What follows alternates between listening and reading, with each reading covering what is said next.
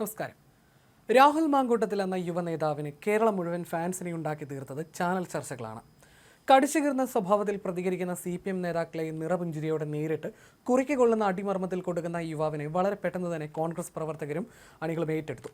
കഴിഞ്ഞ നിയമസഭാ തെരഞ്ഞെടുപ്പ് കാലത്ത് കോൺഗ്രസിന്റെ പ്രമുഖരായ ഡിബേറ്റർമാർ സ്ഥാനാർത്ഥികളായി തിരക്കിലായപ്പോൾ പാർട്ടിയുടെ മുഖമായി ചാനലുകളിൽ നിറഞ്ഞത് രാഹുൽ മാങ്കൂട്ടത്തിലായിരുന്നു.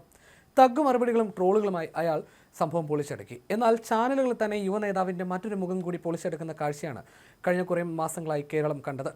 യുവനടിക്ക് അശ്ലീല സന്ദേശങ്ങൾ അയച്ചതുമായി ബന്ധപ്പെട്ട വിവാദത്തോടെയാണ് രാഹുലിൻ്റെ രാഹുകാലം ആരംഭിക്കുന്നത്. തുടർന്ന് രാഹുലിന് യൂത്ത് കോൺഗ്രസ് സംസ്ഥാന അധ്യക്ഷ സ്ഥാനം തന്നെ രാജിവെക്കേണ്ടതായി വന്നു.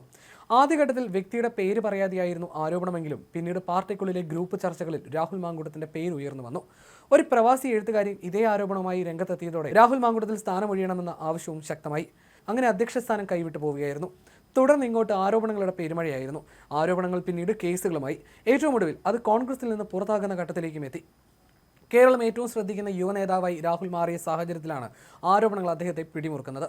മൂക്കാതെ പഴുത്ത നേതാവ് എന്ന രീതിയിൽ വ്യക്തിഹത്യ ചെയ്യാൻ CPM ഒരു മടിയും കാണിക്കാതിരുന്നത് രാഹുൽ ഉയർത്തിയ ഭീഷണി മുന്നിൽ കണ്ടാണ്.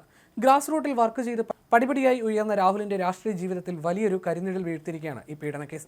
കേരയിൽ വിവാദം കൊടുമ്പിരി കൊള്ളുമ്പോൾ മനോരമ ന്യൂസ് സംഘടിപ്പിച്ച ഒരു ചർച്ചയാണ് രാഹുലിന് വലിയ രീതിയിൽ അംഗീകാരം നേടിക്കൊടുത്തത്. കേരയിൽ ജംഗ്ഷൻ എന്ന പരിപാടിയുടെ കോട്ടയം നട്ടാശ്ശേരിയിലെ വേദിയിലായിരുന്നു നാടകീയ രംഗങ്ങൾ ഉണ്ടായത്. രാഹുലിനെ കൂടാതെ DYFI നേതാവ് ജേക്ക് C. തോമസ്, BJP നേതാവ് ലിജിൻ ലാൽ, സമരസമിതി നേതാവ് മിനി K. ഫിലിപ്പ് എന്നിവരായിരുന്നു അന്ന് ചർച്ചയിൽ പങ്കെടുത്തത്. ഒപ്പം നാട്ടുകാരും വിവിധ പാർട്ടി പ്രവർത്തകരും സദസ്സിലുണ്ടായിരുന്നു. കേരളിനെ അനുകൂലിച്ച് പോണ്ടിച്ചേരി സർവകലാശാലയിലെ ഒരു SFI വിദ്യാർത്ഥിനി പറഞ്ഞതിനെ രാഹുൽ പൊളിച്ചടുക്കിയതോടെയാണ് ബഹളമുണ്ടായത്. പഠനത്തിന്റെ ഭാഗമായി എറണാകുളത്ത് നിന്ന് കോട്ടയം വരെയും തിരിച്ചും ദിവസം 5 മണിക്കൂർ യാത്ര ചെയ്യേണ്ടതുണ്ടെന്നും എറണാകുളത്ത് വീട് വാടകയ്ക്കെടുത്ത് നിൽക്കാൻ പണമില്ലെന്നുമായിരുന്നു വിദ്യാർത്ഥിനി പറഞ്ഞത്. സിൽവർ ലൈൻ വന്നാൽ ദിവസവും വീട്ടിൽ പോയി വരാമെന്നായിരുന്നു ഇവരുടെ വാദം. എന്നാൽ ഈ ചോദ്യത്തിന് രാഹുൽ കണക്ക് നിരത്തി മറുപടി പറഞ്ഞു. ഈ പദ്ധതി സർക്കാർ നിശ്ചയിച്ചത് പ്രകാരമാണെങ്കിൽ 64,000 കോടിയാണ് ചെലവ്. പദ്ധതി ബാധിക്കുന്നവർക്ക് നഷ്ടപരിഹാരം കൊടുക്കാൻ സാധിക്കില്ല. നഷ്ടപരിഹാരം കൊടുത്താൽ പദ്ധതിയുടെ ചെലവ് 2 ലക്ഷം കോടി. അങ്ങനെയെങ്കിൽ 1 കിലോമീറ്ററിന് വെറും 10 രൂപ. 60 കിലോമീറ്റർ യാത്ര ചെയ്യണമെങ്കിൽ 600 രൂപ. തിരിച്ച് യാത്ര ചെയ്യണമെങ്കിൽ 600 രൂപ. മൊത്തം ഒരു ദിവസം 1200 രൂപ. 24,000 രൂപ മുടക്കി കേരളയിൽ യാത്ര ചെയ്യുന്നതിനേക്കാൾ നല്ലത് 5,000 രൂപയ്ക്ക് ഹോസ്റ്റൽ കിട്ടും. അത് SFI അറേഞ്ച് ചെയ്തില്ലെങ്കിൽ ഞങ്ങൾ അറേഞ്ച് ചെയ്യാം എന്നായിരുന്നു രാഹുലിൻ്റെ മറുപടി. ഈ ഒരു മറുപടി വലിയ രീതിയിൽ സൈബർ ഇടങ്ങളിലും ഏറ്റുപിടിച്ചിരുന്നു. രാഷ്ട്രീയ ഭേദമന്യേ എല്ലാവരും തന്നെ രാഹുലിൻ്റെ ഈ മറുപടി വലിയ രീതിയിൽ പ്രശംസിക്കുകയും ചെയ്തിരുന്നു. രാഹുലിൻ്റെ മറുപടിയിൽ ഉത്തരം മുട്ടിയ CPMകാർ ആകെ അസ്വസ്ഥരാവുകയായിരുന്നുവെന്ന്. അവർ രാഹുലിന് നേരെ കൊലവിളിയുമായി തിരിഞ്ഞു. ചിലർ ഇറങ്ങി വന്നാൽ കാണിച്ചു തരാമെന്ന് വെല്ലുവിളിച്ചു. പിന്നാലെ രാഹുൽ അന്ന് വേദിയിൽ നിന്നിറങ്ങി ഭീഷണി മുഴക്കിയ സംഘത്തിനടുത്തേക്ക് നെഞ്ചും വിരിച്ചു നിൽക്കുകയായിരുന്നു. ഇതോടെ വെല്ലുവിളിച്ചവർ നിശബ്ദരായി. സംഭവം വൈറലായതോടെയാണ് സോഷ്യൽ മീഡിയ സെലിബ്രിറ്റിയായി രാഹുൽ വളർന്നത്. പിന്നീട് രാഹുലിനെതിരെ വീണ് കിട്ടുന്ന ഓരോ ആരോപണങ്ങളും CPM വലിയ രീതിയിൽ തന്നെ ആയുധമാക്കിയിരുന്നു. 28 ലക്ഷത്തിൻ്റെ കാർ വാങ്ങിയെന്നും കൂറ്റൻ ബംഗ്ലാവ് വാങ്ങിയെന്നുമൊക്കെയായിരുന്നു രാഹുലിനെതിരെ ഉണ്ടായിരുന്ന ഒരു പ്രചാരണം. രാഹുലിൻ്റെ വീട് എന്ന് പ്രചരിച്ചിരുന്നത് അദ്ദേഹത്തിൻ്റെതായിരുന്നില്ല. തൻ്റെ കാർ 28 ലക്ഷത്തിൻ്റെതല്ല, വെറും 14 ലക്ഷത്തിൻ്റെതാണെന്നും അതിനുള്ള വരുമാനം തനിക്കുണ്ടെന്നുമായിരുന്നു രാഹുലിൻ്റെ മറുപടി. ഞാൻ രാഷ്ട്രീയം തൊഴിലാക്കാൻ ഉദ്ദേശിച്ചിട്ടുള്ളയാളല്ല.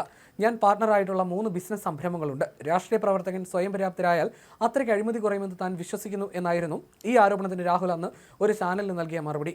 തനിക്ക് നേരെ ഓരോ ആരോപണങ്ങൾ ഉയരുമ്പോഴും അതിനെ പ്രതിരോധിക്കുന്നതിൽ രാഹുലിൻ്റെ ആത്മവിശ്വാസം പ്രകടമായിരുന്നു. എന്നാൽ യുവനടിക്ക് അശ്ലീല സന്ദേശം അയച്ചു എന്ന ആരോപണം മുതൽ രാഹുലിൽ ആ ആത്മവിശ്വാസ കുറവ് പ്രകടമായിരുന്നു. പിന്നീട് ചാനലുകളിൽ രാഹുലിൻ്റെതായി പുറത്തു വന്ന ഓഡിയോ തൻ്റേതല്ല എന്ന് പറയാൻ പോലും രാഹുലിന് സാധിച്ചിരുന്നില്ല. ഏറ്റവും കൂടുതൽ കേസായപ്പോൾ തങ്ങൾ ഉഭയസമ്മത പ്രകാരമായിരുന്നു ബന്ധത്തിലേർപ്പെട്ടതെന്നും രാഹുലിന് വാദിക്കേണ്ടി വന്നു. അതോടെ അണികളുടെ അതുവരെ ഉണ്ടായിരുന്ന ന്യായങ്ങളും പൊളിയുകയായിരുന്നു. തുടർന്ന് കേസെടുത്തതോടെ കേസ് കൂടുതൽ ശക്തമാവുകയും ചെയ്തു. ഒടുവിൽ കോടതിയിൽ നിന്ന് തിരിച്ചടി നേരിട്ടു. പിന്നീട് പാർട്ടിയിൽ നിന്ന് പുറത്താക്കി കോൺഗ്രസും ശക്തമായ നടപടിയെടുത്തു.